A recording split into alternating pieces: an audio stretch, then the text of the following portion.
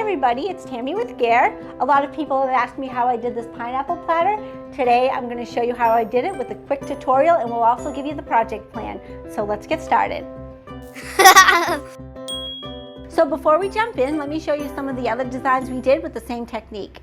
So for this one, I just changed up the shape of the pineapples. I made them a little smaller and a little rounder. And this one was a favorite of a lot of people here at Gare. And this is one where we decorated the rim with a pineapple accent.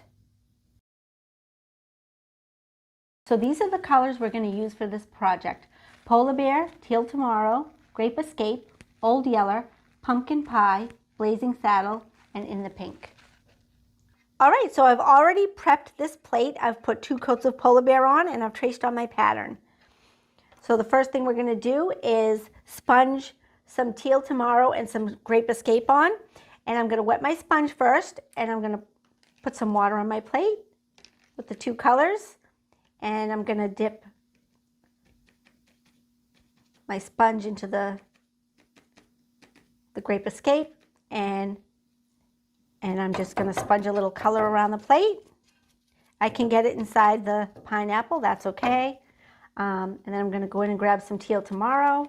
And I'm going to make sure it's nice and wet, because the wetter it is, the more muted the look, and I want it to be more muted than spongy looking. So I'm going to just put a few on like that, and then I'm going to go in and wring out my sponge, and I'm going to get my sponge nice and wet, and then I'm going to go back in and wet all the color that I put down, because I really want this to be muted looking.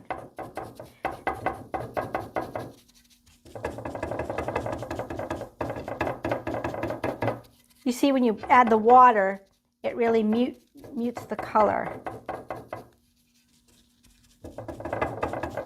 And I really like that look. And if you want to go in and add some more, you can. Sometimes I dip it in both colors. I'm going to get a little more purple. Again, it's okay if you get some in the pineapple. I'm going to clean off my sponge and put that aside. So that part's done, quick and easy. And then I'm just going to wipe out my pineapple a little bit so I can start with my next color. So to do the inside of the pineapple, you're going to use your 3 colors. Old Yeller, Pumpkin Pie, and Blazing Saddle. So the first color that I start with is Old Yeller, and I want to water it down because this is a watercolor piece that we're doing, and I'm going to put it on, dab it on the whole pineapple, all around the pineapple. And you don't need it to be perfect. You want it to go outside the line just a little bit. You can see I did it on this one. It's not perfect, because a pineapple is not perfectly round. It has some bumpy edges. So I make sure it's watery. I fill my pineapple, and now I'm going to go in and grab some of the pumpkin pie. And I'm just going to put some pumpkin pie in some different spots.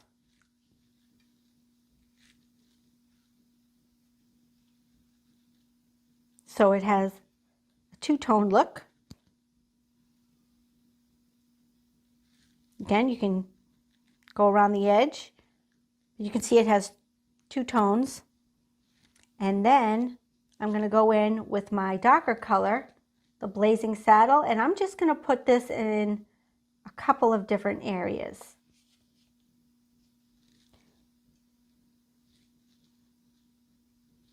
I'm not going to do as much of this color.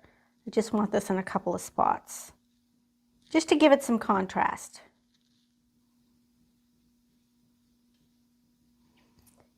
And that's it for your pineapple until it dries. And when it dries, we are going to do the wet etching technique. So once you have your pineapple filled in, you want to wet your brush, get some of that paint off, and go in with a mix of the 3 colors and just you can put a few splatters around like I did on my piece here and there, and as long as your brush is really wet, you can even put it on the side because you don't want this pineapple to look perfect. The whole goal of this piece is to have it look like a watercolor project. So get crazy with it. But have fun with it. This is a great summertime project. And the nice thing about this technique is that everyone can do it, and everyone's piece is going to come out different. They're still all going to be beautiful. And that's what makes it perfect for a class. Okay, so now we're going to do the stem, and I'm going to add a little bit of Old Yeller to my Teal Tomorrow and my Grape Escape. And the way I did the stem is I used a smaller size brush, and again I really watered it down, and I put in some of the Teal Tomorrow first, and while it was still wet I added some Old Yeller and then some Grape Escape on the top. And this already has water in it, so I'm just going to start with this. And I'm just going to go in and I'm going to put some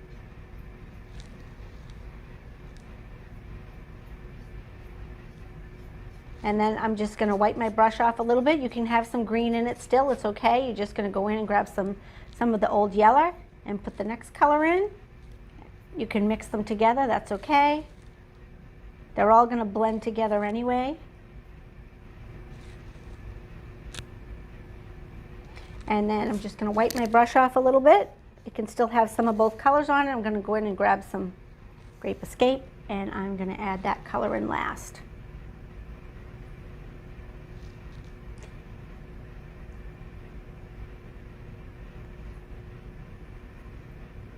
And then, if you want to grab a little bit more of the Teal Tomorrow, you can put a little bit of it right up the middle, just to sort of blend it all together. I put a little bit more at the bottom too.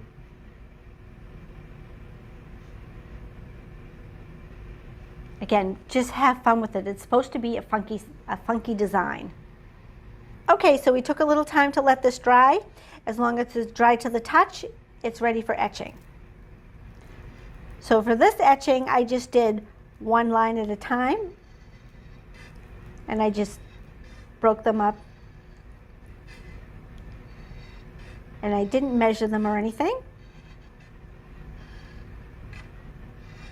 So when you're doing this technique, you don't want to go all the way down to the bisque.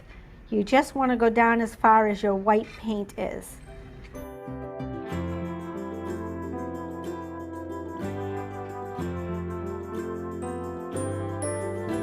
So this is dry, and when it's dry, you can take a brush, a clean brush, and you can just wipe away the extra paint.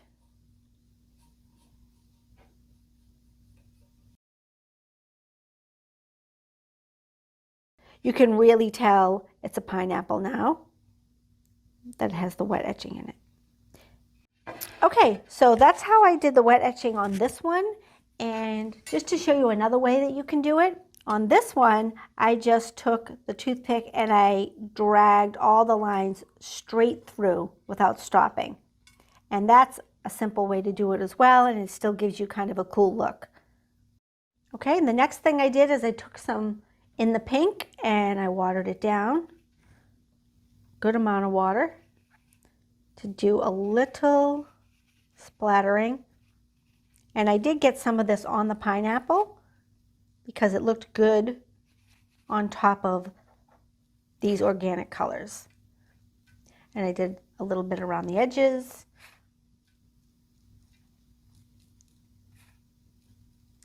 And I even had a little bit dripping around the pineapple.